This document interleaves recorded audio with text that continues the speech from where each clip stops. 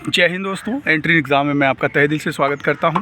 आज मैं अपने दो दोस्तों के साथ हूं जो अभी हाल ही में यूपीएसआई का आंसर की आया है, फाइनल आंसर की। तो हालांकि हम लोग साथ में तैयारी काफ़ी लंबे समय से कर रहे थे, लेकिन उसके साथ साथ हम लोगों ने किन किन चीज़ों पर ध्यान दिया था और उसके बाद अभी के जो आंसर की आई हैं उसमें हम लोगों के कितने मार्क बन रहे हैं, और उसके साथ साथ जिस चीज़ से हम लोग तैयारी किए थे उसके प्रोस्पेक्टिव में अगर हम बात करें तो उसमें हम लोगों को क्या फ़ायदा मिला और क्या नुकसान हुआ, इस चीज़ को लेकर काफ़ी अच्छे तरीके से चर्चा की जाएगी। तो सबसे पहले हमारे दीपांशु सोनी जी हैं।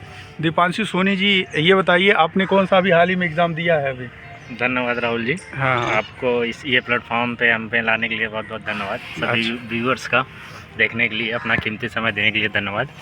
अभी मेरा जो रिसेंट में एग्ज़ाम हुआ है ये यूपीएसआई 2025 वाला मैंने रिटन एग्ज़ाम दिया है और अच्छा एग्ज़ाम गया है इस हिसाब से, लेकिन जैसा देखने को मिल रहा है कट ऑफ वगैरह काफ़ी हाई हैं, तो चांसेस तो कम लग रहे हैं। बाकी देखते हैं आगे क्या होता है।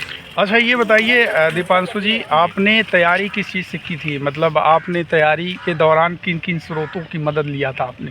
तैयारी के दौरान तो जो स्टैंडर्ड बुक्स हैं, जो वही फेमस पॉपुलर बुक हैं, उन्हीं बुकों का मल्टीपल टाइम रिवीजन किए थे।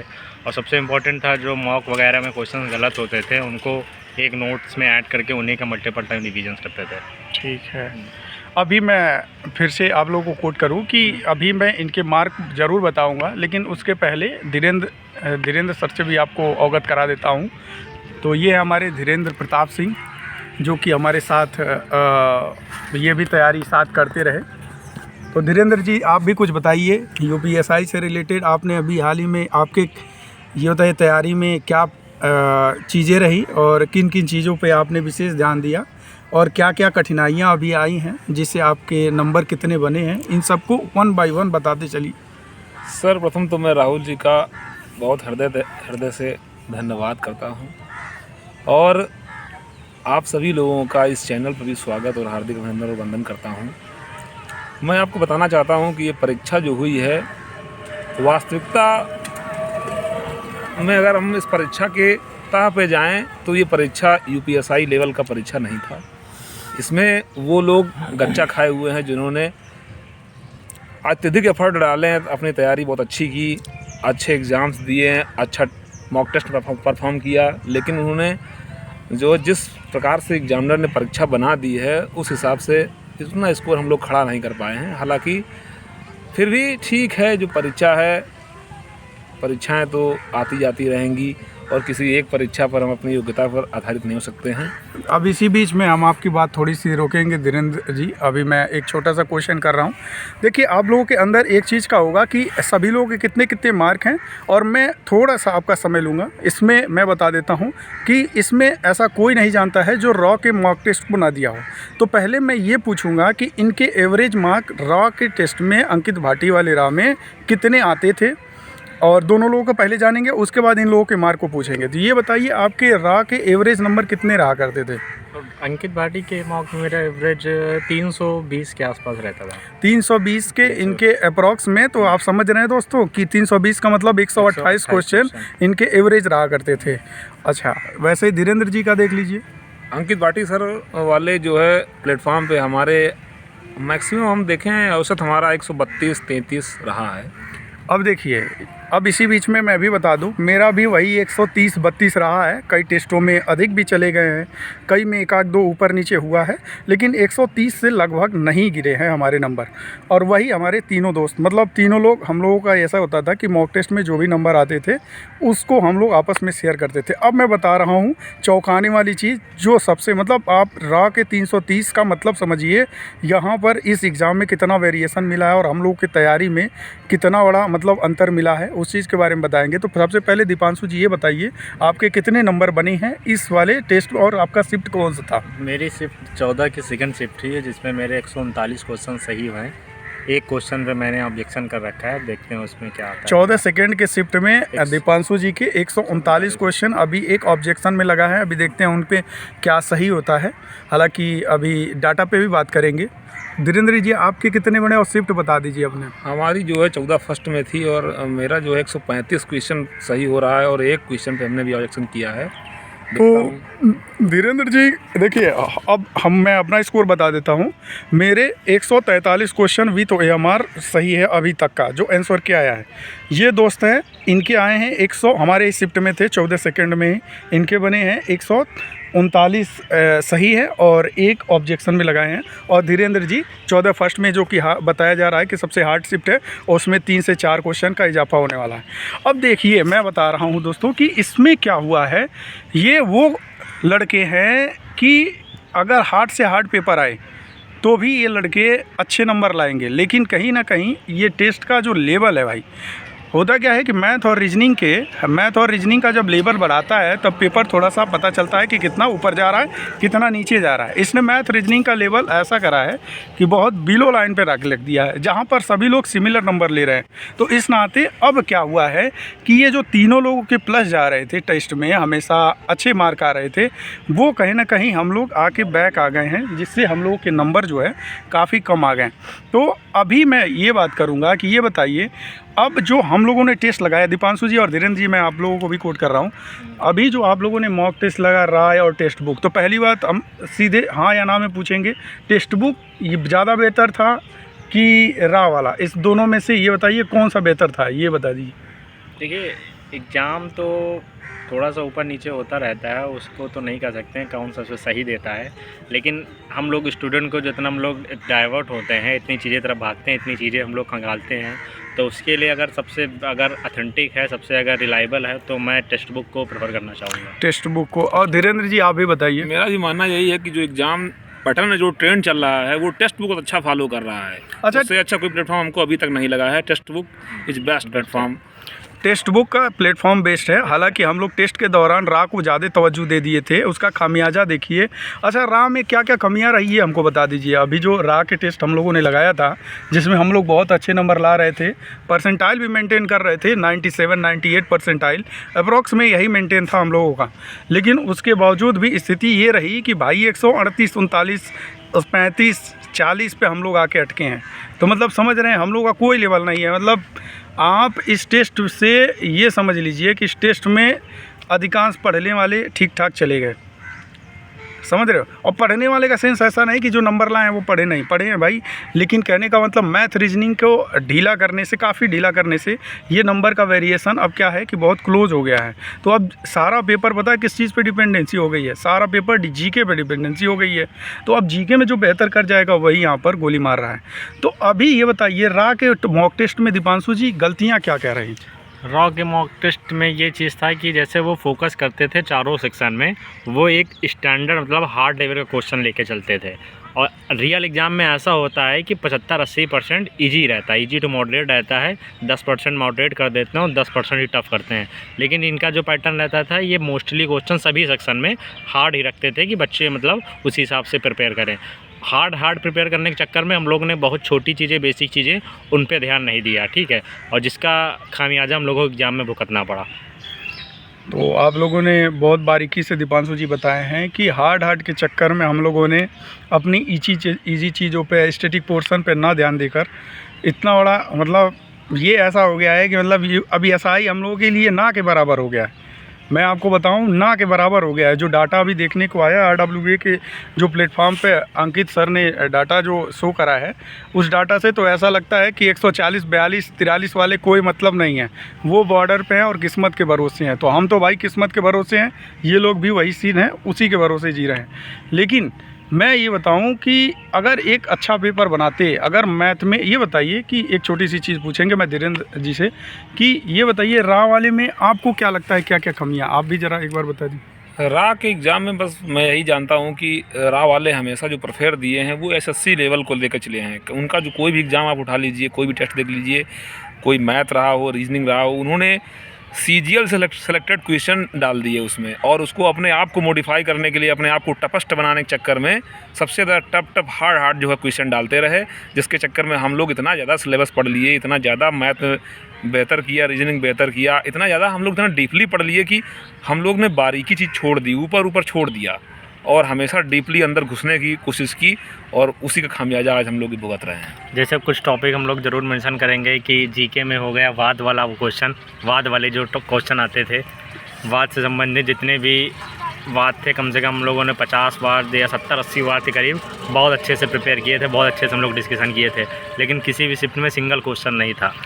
वाद के भी नहीं आए। जिस प्रकार हम भी बताएंगे थोड़ा सा, मैथ में इन्होंने हमेशा प्रोबेबिलिटी, प्रायिकता हो गया, क्रमचय संचय हो गया, स्टैटिक्स हो गया, और जैसे कि हम एक चैप्टर बताएंगे आपको, इन्होंने सेट थ्योरी पर बहुत विशेष फोकस किया था।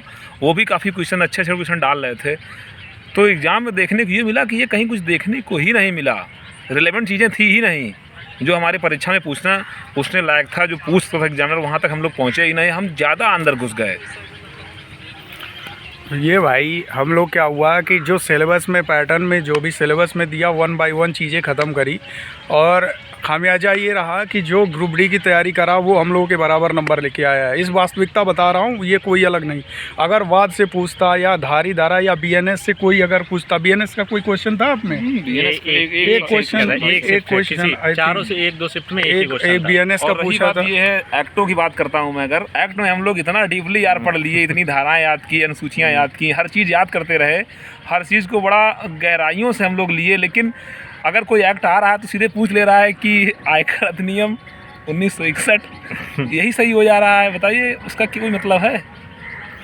मतलब ये देखिए, काफ़ी डीप पढ़ने के बाद, हालांकि किताब सभी लोगों के वही, हमें नहीं कह रहे, हमने ठीक ठाक तैयारी करी, बहुत ने अच्छी तैयारी करी है, लेकिन अच्छी तैयारी करने वाले ये इतना ज़रूर इस वीडियो को एक बार जब देखेंगे तो वो अपने आप को ज़रूर महसूस करेंगे कि हम लोग किस चीज़ के बारे में बात कर रहे हैं। हालांकि जिसके नंबर आ गए होंगे और उसकी तैयारी अगर थोड़ी कम रही हो तो शायद वो इस चीज़ को ना आंक पाए, लेकिन जो अगर थोड़ा सा मेहनत, भाई किताबें 7-7 बार हम लोगों ने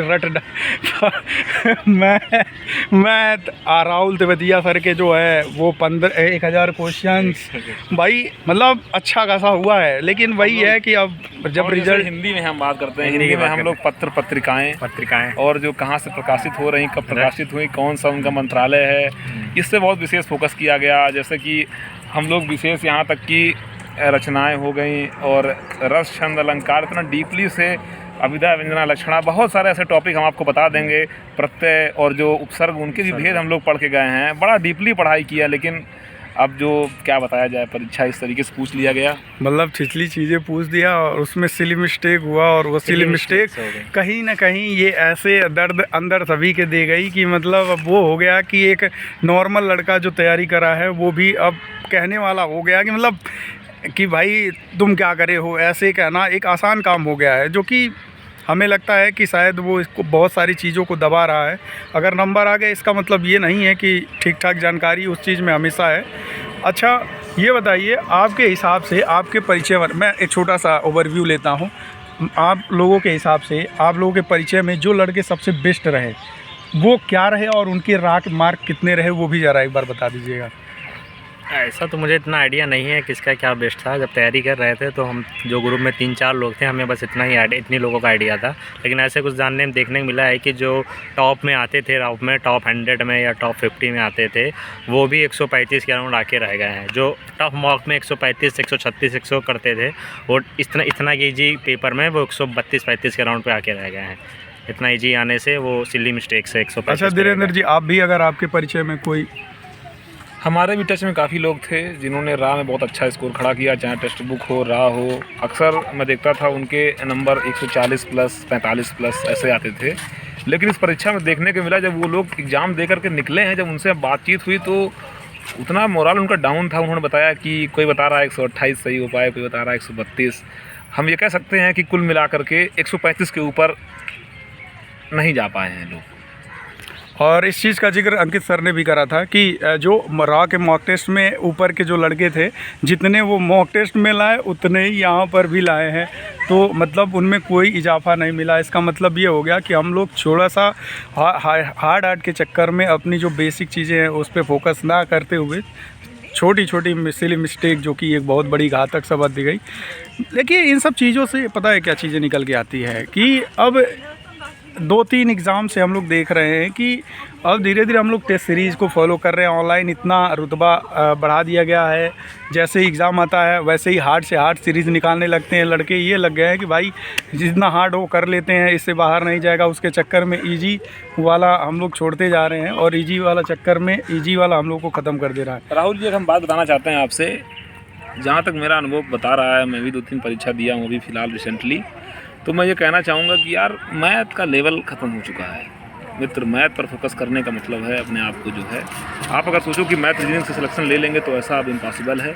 आपको फोकस करना पड़ेगा विद जीएस पे। जीएस रेलवे परीक्षा हो, कोई परीक्षा हो, रेलवे की हो, अब यूपीएसआई हाल ही में देख लीजिए, जिसमें जीएस में अच्छा स्कोर किया है वही सेलेक्ट हुआ है और वही होगा भी। ये सत्य है भाई, कड़वा सत्य है, मानना पड़ेगा। अब जीएस जो बेस्ट करेगा, मैथ रीजनिंग सब कर रहे हैं, क्योंकि 10 लाख लड़के 1 लाख ऐसा लड़का तुम्हें मिल जाएगा जो मैथ भी अच्छा करेगा, रीजनिंग भी अच्छा करेगा। 75 लेकिन कर रहा है 20 लड़के ये ऐसे होंगे जो 2 विषयों के साथ साथ जो जीएस पे कमांड कर लेगा उसका सिलेक्शन हो जाएगा, जहाँ तक मेरा मानना है। यही सही भी है, यही सही है जो धीरेन्द्र बता रहे हैं कि अब मेन चीज़ फोकस पता है क्या है कि मैथ और रीजनिंग के उतने टाप, देखिए मॉक टेस्ट की बात अलग होती है, मॉक टेस्ट बाय डिफरेंट है, वो जैसे बना दिया उस हिसाब से, लेकिन जो रियल एग्ज़ाम है ना उसमें मैथ और रीजनिंग के शायद लेवल मतलब बहुत डाउन कर दिया है। और अगर जीएस में जो बेहतर करता है तो वो बेहतर कर ले जाएगा, जैसा कि रिसेंट एग्ज़ाम में देखने को मिला। और ये एक बहुत बड़ा सबक हम लोगों को है। हालांकि हम लोगों ने तैयारी करी, लेकिन अब वो चीज़ें हम लोगों के फेवर में नहीं आई, वो बात की बात है। लेकिन फिर भी वो खैर मेहनत किए हैं तो मेहनत तो कहीं जानी नहीं है, कोशिश तो हम लोग करते रहेंगे। लेकिन अभी के लिए यही हिसाब किताब निकल रहा है कि भाई अब जीएस पे असली फोकस जीएस कर लो। अगर जीएस आपने समय से फोकस कर ली तो चीज़ें आपके हाथ में आनी है, अन्यथा बहुत बड़ा नुकसान होने वाला है। बाकी हम बहुत बहुत आभार व्यक्त करेंगे कि दोनों लोग यहाँ पर हम लोगों के बीच में अपने विचार साझा किए, और बाकी सभी लोग तैयारी कर रहे हैं। और धीरेन्द्र जी कुछ कहना चाहेंगे लास्ट में? और हमें भी जो है, हम बहुत बहुत शुभकामनाएं देते हैं जिन लोगों के मार्क्स अच्छे हैं, जो भावी दरोगा हैं। विभाग में आइए, हम आपका वेलकम करते हैं, स्वागत करते हैं, एंजॉय करिए, मस्त रहिए। हाँ बस लेकिन ये है कुछ दिल में मलाल है, तो उसके लिए मैं एक लाइन बोलना चाहूँगा कि मैं जानता हूँ कि एक परीक्षा हमारी योग्यता तय नहीं करती है और मेहनत कभी जाया नहीं जाती। तो हम यही कहेंगे, क्या हार में क्या जीत में, किंचित नहीं भयभीत में, और संघर्ष पथ पर जो मिले ये भी सही वह भी सही, हार मानूंगा नहीं वरदान मांगूंगा नहीं। जय हिंद। और राहुल सर को मैं बहुत बहुत धन्यवाद और आभार व्यक्त करता हूँ जो आज हमको अपने इस प्लेटफॉर्म पर लाए। Thanks for this opportunity respected जो है माई राहुल सर। मैं बहुत खुश है, लेकिन यही है चीज़ें थोड़ी सी मलाल हो जाती है। हालांकि हम और दीपांशु भाई पिछली बार एसआई में भी हम लोग थोड़ा सा बता दें कि साथ में दौड़े, मतलब इनका भी फाइनल में आउट हुए थे और दीपांशु भाई भी आउट हो गए थे। धीरेन्द्र के भी बढ़िया मार्क हैं और इन्होंने भी तैयारी भाई जम के करी है, लेकिन वही चीज़ें अब फेवर में नहीं आ रहा है। लेकिन कोई बात नहीं, कोशिश किया जाएगा, जब तक चीज़ें हैं तब तक कोशिश करते रहना हमारा काम है। बाकी बने रहिए, एंजॉय करिए। धन्यवाद।